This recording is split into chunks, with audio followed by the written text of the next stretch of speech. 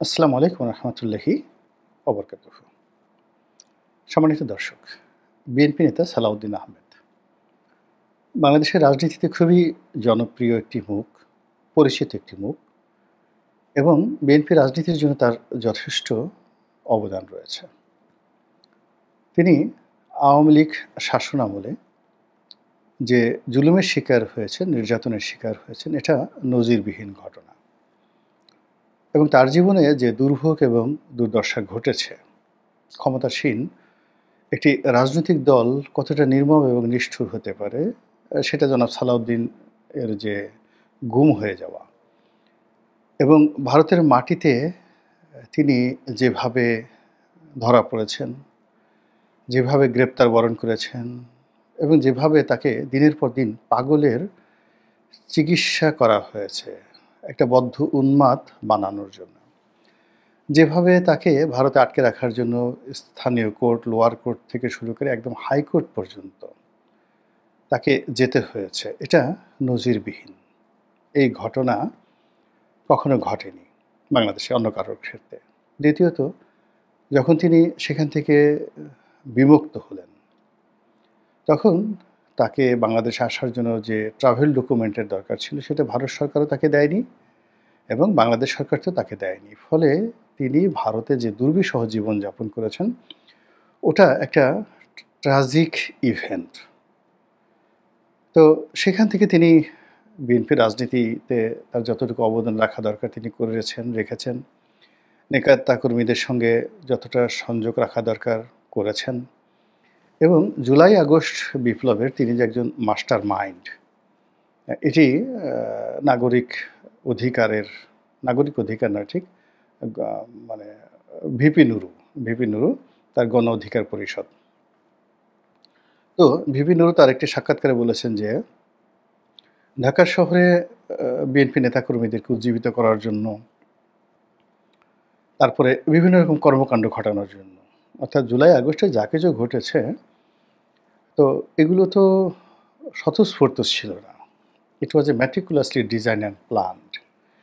এখন সেই প্ল্যান যে যার মতো করেছে, জামাত করেছে জামাতের মতো, বিএনপি করেছে বিএনপির মতো, তারপরে ডক্টর ইউনূস যদি কিছু করে থাকেন তিনিও তার মতো করেছেন। অ্যাজ এ হোল টোটাল প্রক্রিয়াটা ম্যাটিকুলাস, অর্থাৎ অঙ্ক করার মতো ধীরে ধীরে সব কাজগুলো করা হয়েছে এবং সেই কাজের অন্যতম একজন রূপকার ছিলেন জনাব সালাউদ্দিন সাহেব এবং এটা ভিপি নুরু এটা স্বীকার করেছেন। এর কারণ হলো সালাউদ্দিন সাহেব সেই যে তিনি যেখানে ছিলেন ভারতের, তো সেখান থেকে তিনি শিলং থেকে টাকা পাঠিয়েছেন। টাকা পাঠিয়ে ভিপি নুরুকে তিনি সেই টাকা দিয়েছেন। এখন ভিপি নুরু সেই টাকা দিয়ে আন্দোলন কিভাবে গড়েছেন, আন্দোলন কিভাবে চালিয়েছেন, তারপরে শেষে ছাত্র জনতার যে সকল সমন্বয়ক ছিলেন তাদেরকে কিভাবে মোবাইল কিনে দিয়েছেন, আবার আন্দোলন দানা বাঁধানোর জন্য কিভাবে টাকা পয়সা দিয়েছেন, সেগুলো অন্য একটা পার্ট। কিন্তু ব্যাপার হলো যে এই পুরো ঘটনার সঙ্গে সালাউদ্দিন সাহেব একটা নেতৃত্বের জায়গায় ছিল এবং একইভাবে বিএনপির নেতা এরশাদ কিংবা বিএনপির নেতা তাবিথ আউয়াল এবং স্বয়ং তারেক রহমান সাহেব লন্ডন থেকেও অনেক টাকা পয়সা খরচ করে পুরো আন্দোলনটিকে ধূমায়িত করার জন্য, বিস্ফোরিত করার জন্য তারা সর্বোচ্চ ত্যাগ স্বীকার করেছেন নিজের দলের নেতাকর্মীর মাধ্যমে, প্লাস বাইরে আউটসোর্সিং তারা করেছেন এবং সেই আউটসোর্সিংয়ের মধ্যে গণ অধিকার পরিষদের দুটো গ্রুপ। একটা গ্রুপ হলো জনাব তারেক রহমান, তার নাম, যাকে সবাই তারেক হিসেবে জানেন, তিনিও খুবই গুরুত্বপূর্ণ ভূমিকা পালন করেছেন। তো তিনি টাকা পয়সা নিয়েছেন কি নেননি বা তাকে দেওয়া হয়েছে কি হয়নি, কিন্তু তারেক রহমান সাহেবের নির্দেশে তিনি তার শরীর, মন, দেহ সব কিছু দিয়ে সর্বোচ্চ শক্তি দিয়ে তিনি রাজপথে থেকেছেন। এটা অস্বীকার করার উপায় নাই এবং nation should be grateful towards Tarique Rahman, মানে তারেকের প্রতি। এবং তিনি এখনও প্রথা বিরুদ্ধ কথাবার্তা বলে যাচ্ছেন, যা কিনা তার দুঃসাহস, তার দেশপ্রেম, তার সততা, এটা অনেক কিছু ইন্ডিকেট করে। কিন্তু তিনি কখনো বলেন নাই যে তারেক রহমান সাহেব আমাকে টাকা দিয়েছে বা আমি টাকা নিয়েছি কারো কাছ থেকে, এই কথা তিনি কখনো বলেননি। আর তার ব্যাপারেও অন্য কেউ বলেনি যে আমরা সেই তারেককে টাকা দিয়েছি। তারেক আম বিক্রি করে, মধু বিক্রি করে, কলা বিক্রি করে, সেখান থেকে সে সংসার চালায়, তারপর বাকি যে টাকা থাকে সেই টাকা অন্য জায়গায় খরচ করে। কিন্তু অন্যান্য যারা রয়েছেন রাজনৈতিক দলগুলো, আমি নাম বললাম না, ছোট ছোট রাজনৈতিক দল, তারা কিন্তু জনগণের টাকায় চলে। তারপরে বিভিন্ন লোক তাদেরকে দেয় বা তারা প্রয়োজন মনে করলে বিভিন্ন মানুষের কাছে তারা চান, হাত পাতেন। তো এভাবে আসলে একটা আন্দোলন যে চলেছে, সেই আন্দোলনের পাদপীঠে জনাব সালাউদ্দিন সাহেব খুবই গুরুত্বপূর্ণ ভূমিকা পালন করেছেন। তো শেখ হাসিনার পতনের পর তিনি যথারীতি বাংলাদেশে এলেন, বিএনপির নেতৃত্ব গ্রহণ করলেন এবং বিএনপিতে তার জয়কার শুরু হয়ে গেল ২০২৪ সনে এবং তাকে বলা হতো যে না, মির্জা ফখরুল সাহেব উনি অনেক আগেই ফ্রাস্ট্রেটেড ছিলেন, শরীরও ভালো না। তিনি দলীয় পদপদবিতে আর থাকতে চাচ্ছিলেন না। ফলে সালাউদ্দিন সাহেব আসার পরে মির্জা ফখরুল আমার জানা মতো অনেকটা হাঁপ ছেড়ে বেঁচেছেন। কিন্তু সাম্প্রতিক সময় যেটা হলো, সালাউদ্দিন সাহেবকে নিয়ে বিভিন্ন মহলে এমন টানাটানি, সেই টানাটানির ফলে তার ইমেজ বলতে গেলে একেবারে শূন্যতে। যেমন ধরুন, আমাদের দেশের সাধারণ মানুষের একটা ক্ষোভ এবং ক্রোধ আছে, সেটা হলো এস আলম গ্রুপের প্রতি। এস আলম গ্রুপকে বলা হতো যে তিনি শেখ রেহানার লোক এবং বাংলাদেশে যা কিছু করেছেন শেখ রেহানা, তারেক সিদ্দিকী, এই সিন্ডিকেটটা মূলত নেতৃত্ব দিতেন ফাইন্যান্সিয়ালি এস আলম। আবার অন্যদিকে জয়, আনিসুল হক, নসরুল হামিদ বিপু, তারপরে প্রধানমন্ত্রী শেখ হাসিনা, এটাকে একটা সিন্ডিকেট ধরা হতো, মানে পরস্পর বিরোধী। তো ওই এস আলমের সিন্ডিকেটটা মূলত বেশি টাকা রোজগার করেছে, ফলে এস আলমের প্রতি মানুষের রাগ খুব বেশি, ভীষণ রকম রাগ। তো সেই এস আলমের সঙ্গে সালাউদ্দিন সাহেবকে ট্যাগ করে দেওয়া হয়েছে। আমি সত্য মিথ্যা কিছু জানি না, যে কথাগুলো বলা হচ্ছে সেটা হলো যে বাড়িতে তিনি ঢাকাতে ছিলেন লুকিয়ে, তাকে যেখান থেকে গুম করা হয়েছিল সেই বাড়িটা নাকি এস আলমের ছিল, এক। ২ নম্বর হলো তিনি ভারতের শিলংয়ে যে গেস্ট হাউসে ছিলেন, সেই গেস্ট হাউসের ভাড়া, তার যাবতীয় খরচ, এটাও নাকি এস আলম দিয়েছে। ৩ নম্বর হলো তিনি বাংলাদেশে এসে যখন চট্টগ্রামে গেলেন, সেখানে এস আলমের গাড়িতে করে তিনি গেলেন।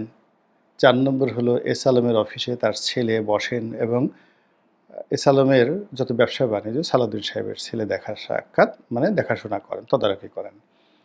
এরপরে যে গুরুতর অভিযোগ হলো যে তিনি বাংলাদেশে যা কিছু করছেন সেটা হলো রয়ের এজেন্ডা, ভারতীয় গোয়েন্দা সংস্থা রয়ের এজেন্ডা বাস্তবায়ন করছেন এবং বিএনপি সর্বনাশ ঘটাচ্ছেন এবং বিএনপিকে একটা প্রো ইন্ডিয়ান দল হিসেবে, আওয়ামী লীগের একটা বিকল্প দল হিসেবে তিনি চেষ্টা করছেন বিএনপিকে ভারতমুখী করার জন্য। অনেকে আবার একথাও বলার চেষ্টা করছেন যে তিনি আওয়ামী লীগের এজেন্ডা বাস্তবায়ন করছেন এবং তিনি আওয়ামী লীগের বি টিম। জনাব সালাউদ্দিন সাহেব শিক্ষিত, মার্জিত ভদ্রলোক। তিনি পুরো অভিযোগগুলো, তাকে নিয়ে মার্কেটের যে কথাবার্তাগুলো হয়, তিনি সব জানেন এবং তিনি প্রায় সব ক্ষেত্রেই সবগুলোর উত্তর দিয়েছেন। যেমন ধরুন, যখন তিনি চট্টগ্রামে গেলেন এবং এস আলমের গাড়িতে করে তিনি তার নির্বাচনী এলাকাতে গেলেন, এটা যখন জানাজানি হলো, এটা খুবই স্পর্শকাতর একটা বিষয় ছিল। ওই বিষয়ে তখন তিনি বললেন যে আমি দীর্ঘদিন পর বিদেশ থেকে এসেছি, এয়ারপোর্টে অনেক গাড়ি এসেছে, কোনটা এস আলমের গাড়ি এটা তো আমার আসলে জানা সম্ভব ছিল না। এই জন্য আমার কাছে সামনে যেটা এসেছে, নেতাকর্মীরা বলেছে আমি উঠেছি এবং এটা নিয়ে বিএনপির হাইকমান্ড তাকে শোকজ নোটিশ দিয়েছিল। ২ নম্বর হলো যে তার ছেলের ব্যাপারেও তিনি বলেছেন যে আমার ছেলের শিক্ষাগত যোগ্যতা এই, সে কেন এস আলমের অফিসে বসতে যাবে, এই ধরনের কথাবার্তা আমার সঙ্গে যায় না, এই অপমানজনক কথাবার্তা, যারা ছোটো মন মানসিকতা তারা এই সমস্ত কথাবার্তা বলেন। তো এরকম তার যে এলাকাতে তার সম্পর্কে যে সকল অভিযোগ নাসিরুদ্দিন পাটোয়ারী সাহেব করেছেন, সেই বিষয়ে তিনি কথাবার্তা না বলে, যেটা খুব ভদ্রভাবে বলার চেষ্টা করেছে, একটি দল সেখানে গিয়ে আমার বিরুদ্ধে বিষোদ্গার করেছেন, আমার নেতাকর্মীরা সেখানে তাদেরকে নাজেহাল করার জন্য চেষ্টা করেছে, আর তারা যাতে সেই নাজেহালমূলক কর্মকাণ্ড ঘটাতে না পারে এই জন্য আমি সারাদিন ব্যস্ত ছিলাম। খুবই জেন্টেল, একেবারে ভদ্রলোক, নিপাট ভদ্রলোকের ভদ্রোচিত কথাবার্তা।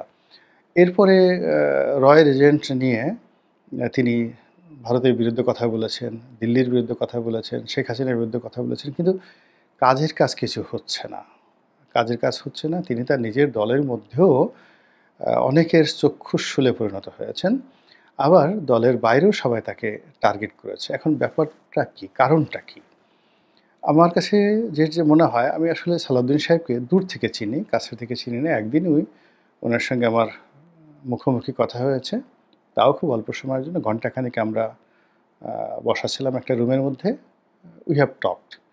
কিন্তু উনি যখন শিলংয়ে ছিলেন তখন টেলিফোনে আমাদের মধ্যে বেশ কয়েকবার কথাবার্তা হয়েছে। যেহেতু উনি ওখানে তার অফুরন্ত সময় ছিল। সেটা ২০২১-২২ সালের দিকে। আর আমি তখন বাংলাদেশে খুবই ব্যস্ত একজন মানুষ। তো যার জন্য তিনি যখন ফোন করতেন ১.৫ ঘন্টা ২ ঘন্টা আমাদের কথা হতো নানা বিষয়। এবং আশ্চর্যের ব্যাপার হলো আমাদের মধ্যে যে কথাগুলো হতো এইটা সবই ইন্টেলেকচুয়াল লেভেলে। সংবিধান নিয়ে, রাজনীতি নিয়ে এবং বেশিরভাগ ক্ষেত্রে ইতিহাস নিয়ে। আমরা কখনো দলীয় রাজনীতি নিয়ে বা শেখ হাসিনার গীবত নিয়ে কক্ষনো কথা বলিনি। এটা একটা আমার কাছে খুব আশ্চর্য ঘটনা যে তখন থেকেই উনার সম্পর্কে আমার একটা খুব ভালো ধারণা যে এই লোক অতি উচ্চ মার্গের লেখাপড়া জানা মানুষ। এ কারণে হলো অবলীলায় আমি যে বিষয়গুলো নিয়ে কথাবার্তা বলি, সেই বিষয়ে দেখলাম যে তার অঢেল পড়াশোনা। সেই চাণক্য নীতি, তারপরে সেই যাকে বলা হয় ম্যাকিয়াভেলি, তারপরে সেই রোমান সাম্রাজ্যের ইতিহাস, মুঘল সাম্রাজ্যের ইতিহাস, ভারতে মৌর্য বংশ, ডাইনেস্টি, এই সমস্ত বিষয় নিয়ে আমাদের ঘন্টার পর ঘন্টা আলাপ আলোচনা হতো।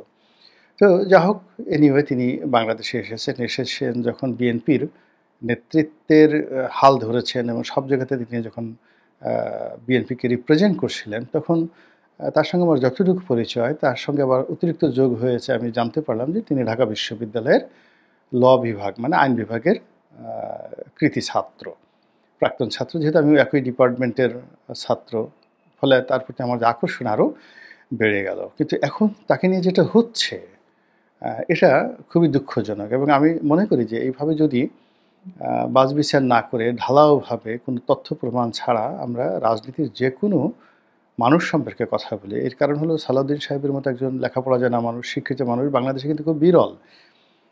এই সময়টিতে সংবিধান নিয়ে তার যে পড়াশোনা, সংবিধানের বিভিন্ন অ্যামেন্ডমেন্ট নিয়ে তার যে খুব সুচালো বক্তব্য এবং যে বিষয়গুলো তিনি বলতে চান প্রেসের সামনে, যত প্রিসাইজলি সংক্ষেপে তিনি সুন্দর করে যেভাবে উপস্থাপন করতে পারেন, এটা আমাদের এই দেশের রাজনীতিতে খুবই বিরল।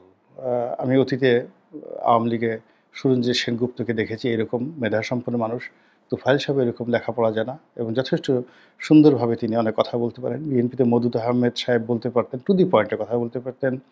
জমিরুদ্দিন সরকার বলতে পারতেন, এখন তারা খুব বৃদ্ধ হয়ে গেছেন। আর মওদুদ আহমেদ সাহেব তো মারাই গেছেন। আর সালাউদ্দিন কাদের সাহেব বলতে পারতেন খুব সুচালুভাবে। তো তাদের সবার থেকে আলাদা মানে সালাউদ্দিন সাহেব যেভাবে বলতেছেন তার সঙ্গে আপনি সালাউদ্দিন কাদের চৌধুরীর বক্তব্যে মিল পাবেন না, মওদুদ সাহেবের মিল পাবেন না, জমিরুদ্দিন সরকারের মিল পাবেন না। হি ইজ ইউনিক এবং এই সময়টাতে তার প্যারালাল বা কন্টেম্পোরারি কোনো নেতা আমি বিএনপিতে ওইভাবে টু দি পয়েন্টে দেখতে পাচ্ছি না। এখন এই যে তাকে শেষ করে দেওয়া মানে বিএনপির নেতৃত্বকে শেষ করে দেওয়া, তাকে কালার্ড করা মানে বিএনপিকে কালার্ড করা, তাকে শেষ করা মানেই তিনি ধরে নেওয়া হয় তারেক রহমান সাহেবের খুব ঘনিষ্ঠ ব্যক্তি, তারেক রহমানকেও শেষ করে দেওয়া। ফলে কি হলো আবার সেই বিএনপির আগের জমানাতে ফিরে যেতে হবে উইদাউট সালাউদ্দিন। বিকজ এখানে যেভাবে তিনি ডিফেইমের শিকার হচ্ছেন, ম্যালিস অ্যান্ড প্রিজুডিসের শিকার হচ্ছেন, দলের নেতাকর্মীরা বিশেষ করে যারা সিনিয়র নেতৃবৃন্দ রয়েছেন, মির্জা ফখরুল সাহেব রয়েছেন, গয়েস সাহেব বাবু রয়েছেন, মির্জা আব্বাস সাহেব রয়েছেন, তো ওনাদের মতো মানুষ, খন্দকার ডক্টর মোশাররফ সাহেব রয়েছেন, মঈন খান রয়েছেন, তারা যদি সালাউদ্দিন সাহেবের পক্ষে না দাঁড়ান, তার পক্ষে কথাবার্তা না বলেন, তাহলে সালাউদ্দিন সাহেবের এই যে ত্যাগগুলো হয়েছে এই ত্যাগগুলো থেকে তিনি বেরোতে পারবেন না। আর যেহেতু তিনি বিএনপিকে রিপ্রেজেন্ট করেন, তারেক রহমান সাহেবকে রিপ্রেজেন্ট করেন, ফলে তার এই ত্যাগের কারণে তিনি যেভাবে মানে যাকে বলা হয় ফিনিশড হয়ে যাবেন, বিএনপিকে এবং তারেক রহমান সাহেবকে একইভাবে তিনি ক্ষতিগ্রস্ত করবেন। আমি মনে করি যে বিষয়টি নিয়ে বিএনপি যারা কেন্দ্রীয় কমান্ড রয়েছেন তারা নিজেদের মধ্যে একান্তে খোলামেলা আলাপ আলোচনাগুলো করা উচিত এবং সেই আলোচনায় যদি তারেক রহমান সাহেব বা অন্য সিনিয়র নেতৃবৃন্দ সালাউদ্দিন সাহেবের কোনো ত্রুটি দেখেন সেই কথাগুলো তাকে বলা উচিত। কিন্তু যদি সেটা না থাকে তাহলে তার পক্ষে আমি মনে করি দাঁড়ানো উচিত। আল্লাহ আমাদের সবাইকে হেদায়েত দান করুন এবং হেফাজত করুন। আসসালামু আলাইকুম ওয়া রাহমাতুল্লাহি ওয়া বারাকাতুহু।